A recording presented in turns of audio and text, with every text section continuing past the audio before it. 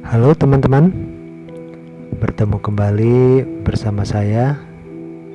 Baik, sebelum memulai pelajaran, mari kita bersama-sama mengucapkan basmalah, Bismillahirrahmanirrahim, agar kita diberikan kemudahan dalam memahami materi pelajaran. Kali ini saya akan memberikan pemaparan materi pelajaran geografi untuk kelas 10 IPS. Baik, materi yang kita temui pertama kali pada saat belajar geografi di SMA, utamanya kelas 10, yaitu pengetahuan dasar geografi. Materi ini penting dipahami. Mengapa? Karena pengetahuan dasar geografi merupakan pijakan pertama kalian dalam mempelajari geografi lebih lanjut. Jadi, mari kita simak baik-baik pemaparan yang akan saya sampaikan. Apa saja yang dibahas dalam bab pengetahuan dasar geografi? Ya, seperti yang tampil di layar, ya, dapat kita baca sama-sama bahwa materi yang akan kita bahas yaitu definisi, objek studi, pendekatan, prinsip, aspek, konsep, dan ilmu-ilmu penunjang geografi. Pertama kali kita akan membahas definisi geografi. Pada saat kita membicarakan definisi geografi, ya, baik kita baca di buku maupun kita browsing di Google, banyak sekali kita temukan definisi geografi. Banyak para ahli yang berpendapat. Kenapa? Ya karena geografi sudah berkembang dari abad ke abad, ya. Dari sebelum Masehi sudah ada, geografi sudah dikenal. Nah, untuk lebih jelasnya nanti saya akan membuat video tentang sejarah perkembangan geografi, ya, untuk membahas pendapat para ahli tersebut. Namun untuk video kali ini saya mengkhususkan, ya, ada dua saja. Yang pertama, berdasarkan asal kata secara harfiah, terminologi kata saja. Dan yang kedua, berdasarkan, ya, pendapat kesepakatan di Indonesia. Kita mulai dari yang pertama, berdasarkan asal kata, ya, asal kata geografi, bahwa geografi ini berasal dari bahasa Yunani, yaitu geo dan grafien. Geo berarti bumi dan grafien berarti lukisan atau gambar. Nah, kalau kita cermati, coba kita lihat grafien. Ada bahasa Inggris grab, ya, grab. Ya, kita tahu bahasa Inggris grab itu artinya gambar. Berarti grab ini berasal dari bahasa Yunani juga, saduran, ya. Jadi geo bumi, grafien berarti lukisan atau gambar. Jadi geografi adalah lukisan mengenai atau gambar mengenai bumi. Jadi sangat mudah, ya, mengingatnya. Geografi adalah gambar mengenai bumi. Dikarenakan banyaknya pendapat tadi, khusus untuk di Indonesia, ya, para pakar geografi Indonesia yang berkumpul dalam wadah Ikatan Geografi Indonesia atau disingkat IGI. Jadi tahun 1988, udah lama sekali, ya, 1988. Mereka kumpul di Semarang melakukan kongres untuk menyepakati mengenai definisi dari geografi. Nah, tinggal kita baca saja tulisannya. Jadi geografi adalah ilmu, ya, ilmu yang mempelajari persamaan dan perbedaan fenomena geosfer dengan sudut pandang kelingkungan dan kewilayahan dalam konteks keruangan. Saya ulangi. Jadi geografi berdasarkan hasil kongres didefinisikan sebagai suatu ilmu yang mempelajari persamaan dan perbedaan fenomena geosfer dengan sudut pandang kelingkungan dan kewilayahan dalam konteks keruangan. Nah, bagi kalian yang belajar geografi, definisi yang dikemukakan oleh IGI ini ya wajib kita pahami ya, wajib kita hafalkan malah. Jadi gampang sekali menghafalnya. Mari kita sama-sama kita ulangi dulu. Geografi adalah ilmu yang mempelajari persamaan dan perbedaan fenomena geosfer dengan sudut pandang kelingkungan dan kewilayahan dalam konteks keruangan. Dari definisi yang dikemukakan IGI ya, dapat kita cermati di sini ada beberapa istilah yang harus kita pahami. Yang pertama adalah geosfer. Yang kedua yaitu sudut pandangnya ya, sudut pandangnya ke lingkungan, kewilayahan dalam konteks keruangan. Jadi khusus untuk geosfer ya, itu adalah objek materi yang nanti kita akan bahas, objek materi geografi. Dan sudut pandangnya ini adalah objek formalnya, nanti kita akan bahas objek materi geografi. Jadi untuk definisi geografi mudah. Mengapa? Karena hanya kita pahami dari asal kata dulu ya secara harfiah. Yang kedua kita pahami definisi yang dikemukakan oleh IGI tahun 1988. Jadi kalau kita udah tahu definisi geografi, dari definisi tersebut kita bisa mengambil intisari bahwa geografi mempelajari geosfer. Nah, tinggal kita dalami geosfer itu apa dan bagaimana cara membahas geosfer ini. Sudut pandangnya bagaimana? Nah, sudut pandangnya apa? Jadi dari definisi kita tahu geografi belajar geosfer. Jadi kalau ditanya kalian yang belajar geografi, ya geografi itu sebenarnya belajar apa? Jadi kalian bisa jawab, geografi belajar tentang geosfer. Persoalan nanti orang yang nanya geosfer itu apa dia tidak tahu, ya udah nggak usah kita panjangkan atau kita perdebatkan ya. Yang penting kalian yang belajar geografi ditanya geografi belajar apa, ya geografi belajar geosfer.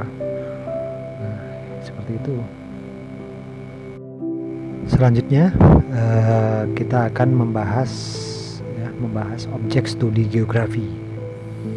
Jadi kita lihat di sini bahwa objek studi geografi itu ada dua. Yang pertama yaitu objek materi, ya, objek material.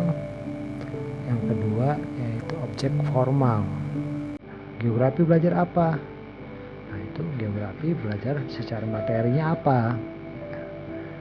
Dari definisi kita udah tahu tadi bahwa geografi belajar tentang geosfer. Geosfer itu apa? Nah, kita lihat saja asal katanya, geo dan sfer. Geo artinya bumi, sfer itu artinya lapisan. Jadi geosfer adalah lapisan-lapisan bumi. Apa saja lah geosfer itu. Nah, kita dapat lihat. Nah, dari sini kita bisa lihat yaitu kalau kita singkat di sini ya cara mengingatnya ya. LAHBA, lahba. Ya, lahba itu cara mengingatnya.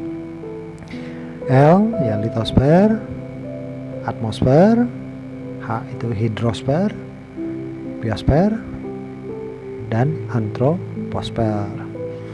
Jadi objek material geografi itu apa?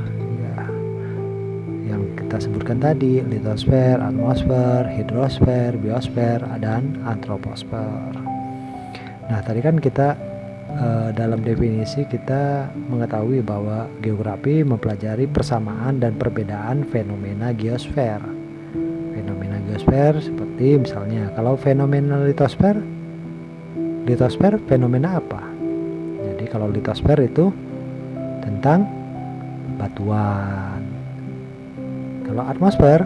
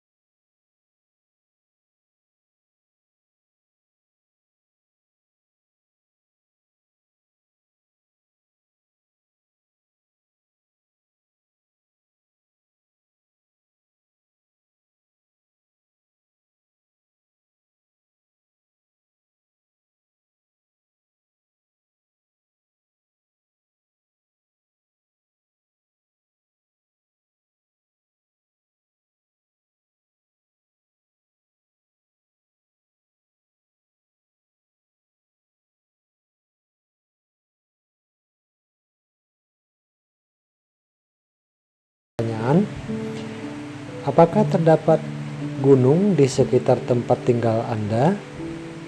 Jadi berdasarkan pertanyaan tersebut, jadi kita dapat menarik kesimpulan bahwa konsep morfologi ini berkaitan dengan bentuk muka bumi. Ya, bentuk muka bumi tersebut terbentuk hasil dari tenaga geologi. Misalkan, apakah ada gunung di tempat tinggalmu? Ya, jadi ya kita tinggal lihat apakah ada gunung atau tidak. Ya, kalau tidak, ya kita dapat jelaskan dengan bentukan yang lain. Kalau ada, ya ada gunung di sekitar tempat tinggal saya. Kalau tidak ada, oh saya tidak tinggal di sekitar gunung, tapi tinggalnya di sekitar sungai gitu. Jadi konsep morfologi ini berkaitan dengan bentuk muka bumi. Ya, bentuk muka bumi itu terbentuk akibat adanya tenaga geologi. Yang kedua, untuk konsep morfologi yaitu berkaitan dengan ketinggian atau topografi. Misalkan, daerah Kabupaten Sambas merupakan wilayah dataran rendah. Nah, ini berkaitan dengan morfologinya. Kabupaten Sambas memiliki ketinggian rata-rata 10 mdpl. Apa itu mdpl? Meter dari permukaan laut. Jadi berkaitan dengan ketinggian dari permukaan laut. Misalkan ketinggian Gunung Semeru adalah 400 meter dari permukaan laut. Nah, di sini ketinggian ini menunjukkan konsep morfologi. Demikian untuk konsep morfologi berkaitan dengan bentuknya seperti apa, misalnya dekat dengan gunung, dekat dengan sungai, atau dekat dengan danau. Kemudian yang kedua berkaitan dengan angka ketinggian atau topografi. Baik, kali ini saya akan memberikan pemaparan mengenai konsep kelima dalam geografi, yaitu konsep pola. Apakah kalian pernah mendengar istilah pola? Dalam kehidupan sehari-hari kita juga mengenal istilah pola. Misalnya pola makan, pola pakaian, pola tidur, dan lain sebagainya. Nah, dalam geografi juga kita kenal adanya konsep pola. Konsep pola yaitu konsep geografi yang berkaitan dengan bentuk susunan keteraturan fenomena dalam ruang, baik yang bersifat alami maupun yang bersifat budaya. Saya berikan penekanan di sini bahwa konsep pola ini berkaitan dengan bentuk susunan fenomena. Konsep pola dibagi menjadi dua macam, yaitu pola yang bersifat alami dan pola yang bersifat budaya. Seperti yang ditampilkan dalam slide, pola yang bersifat alami seperti pola aliran sungai, vegetasi, pola jenis tanah, pola curah hujan, dan pola angin. Sedangkan pola yang bersifat budaya seperti pola pemukiman, pola persebaran penduduk, pola mata pencarian, dan pola jenis rumah tinggal. Selanjutnya pada slide kita baca, apa bentuk pola pemukiman di sekitar tempat tinggal Anda? Tentu untuk menjawab pertanyaan tersebut ya, kita harus memiliki beberapa referensi bahwa pola pemukiman utamanya di desa ya, dibagi atas tiga pola, yaitu pola memanjang, pola menyebar, dan pola mengelompok. Mari kita simak tampilan slide berikut ini. Seperti yang kita lihat bahwa pada slide terdapat dua gambar pola. Pola yang pertama yaitu pola aliran sungai, pola yang kedua yaitu pola pemukiman penduduk. Untuk menjawab pertanyaan tadi tentang pola pemukiman, bahwa pola pemukiman penduduk maksudnya terbagi atas tiga macam, yaitu pola memanjang, menyebar, dan mengelompok. Mari kita perhatikan 5 gambar pola pemukiman di sini. Untuk bagian A, bahwa pola pemukiman ini adalah pola pemukiman memanjang ya, memanjang mengikuti jalan. Untuk pola pemukiman yang bagian B, yaitu pola pemukiman memanjang mengikuti sungai. Nah, kita lihat di sini ada garis lekukan ya, berarti ini adalah garis sungai. Sedangkan pada bagian C, yaitu pola aliran sungai yang terdapat di gunung. Dapat kita lihat dalam gambar di bagian tengah terdapat simbol segitiga yang menandakan bahwa pola aliran ini terdapat di daerah pegunungan. Selanjutnya untuk gambar bagian D, yaitu pola pemukiman yang terdapat di daerah dataran. Nah, di sini pola pemukimannya adalah tersebar. Nah, pola pemukiman tersebar ini penyebabnya ada beberapa macam. Umumnya terdapat di daerah yang kurang subur atau sulit mendapatkan air, misalkan di daerah pegunungan Kars atau di daerah Kapur yang memiliki air tanah dalam. Nah, kondisi geografis ini mempengaruhi pola pemukiman sehingga pemukimannya menyebar. Selanjutnya untuk gambar yang kedua yaitu pola aliran sungai. Nah, di sini kita dapat mengetahui bahwa terdapat 4 pola aliran sungai. Saya bacakan. Yang pertama pola aliran sungai dendritik, 2 rektangular, 3 radial, 4 trellis. Nah, bagaimana cara kita untuk mendapatkan pola aliran sungai ini? Nah, cara mendapatkannya adalah dengan cara menjiplak peta. Jiplak menggunakan plastik transparan, kemudian dijiplak peta tersebut. Nah, kemudian setelah menjiplak, kita angkat jiplakan kita dan kemudian kita lihat. Maka terbentuklah pola aliran. Nah, pola aliran sungai ini dapat kita analisis berdasarkan lekukan-lekukan sungai. Nah, untuk pola aliran dendritik berarti pola aliran yang terdapat di daerah dataran rendah. Ciri khasnya adalah sungainya bercabang-cabang. Sedangkan untuk pola aliran rektangular yaitu pola aliran yang terdapat di daerah patahan. Mengapa di daerah patahan? Ditandai dengan pola sungai yang memiliki tikungan atau belokan yang patah atau sudut menyiku.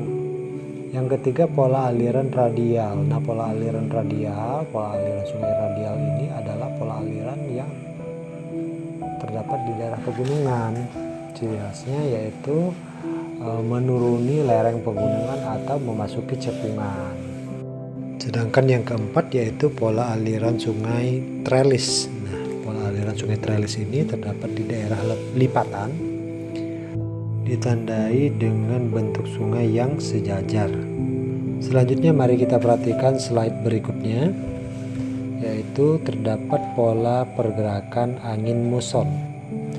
Nah, kita mengetahui bahwa Indonesia merupakan negara yang memiliki pergerakan angin muson.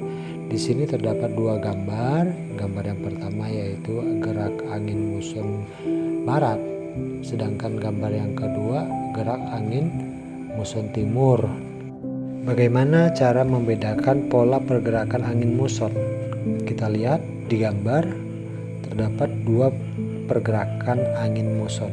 Yang pertama adalah muson barat, yang kedua adalah muson timur. Kita lihat dari tanda panahnya.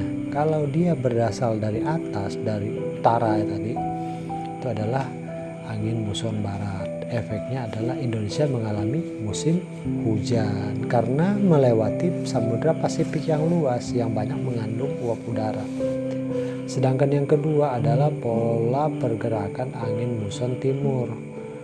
Angin bergerak dari selatan, dari Australia melewati laut sempit, laut Arafura yang sempit, sehingga memiliki sedikit uap air mengakibatkan Indonesia mengalami musim kemarau. Selanjutnya untuk konsep yang keenam dalam geografi yaitu konsep aglomerasi. Nah, di sini ada pertanyaan, di mana pusat bisnis di sekitar tempat tinggal Anda? Nah, untuk menjawab ini kita harus paham aglomerasi itu apa. Aglomerasi memiliki sinonim artinya pengelompokan. Konsep geografi yang menggambarkan adanya kecenderungan pengelompokan suatu fenomena, terutama yang terkait dengan aktivitas manusia pada suatu